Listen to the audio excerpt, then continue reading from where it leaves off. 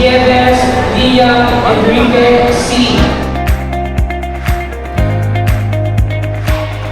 Papuri, pasalamat sa ating Panginoong Diyos sapagkat ngayon ay nagbunga.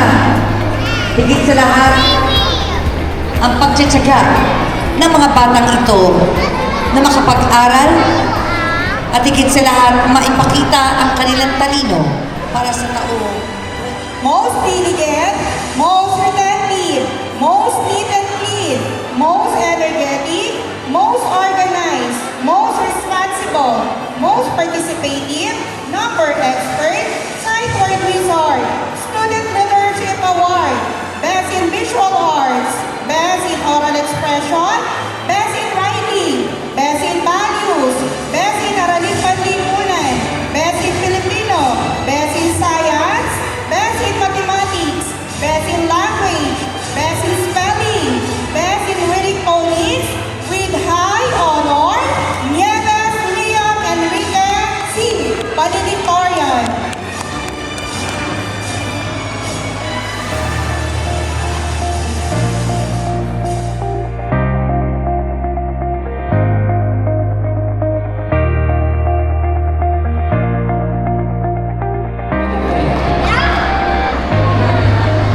Now let's hear from the valedictorian preschool from Lower Dakotan Branch, Liam Enrique Nieves.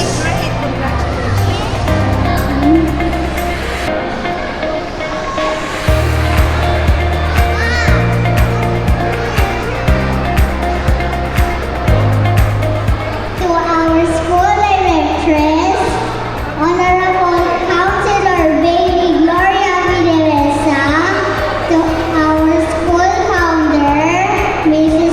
Elvira A. Valenzuela, to our school principal, Mrs. Virginia S. Mendoza, celebrate this milestone.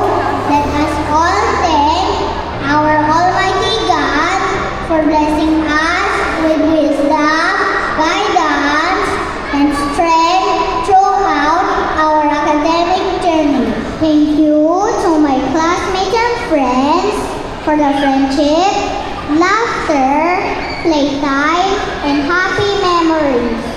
As we step into the world, always remember, each day is a new page in the adventure of learning.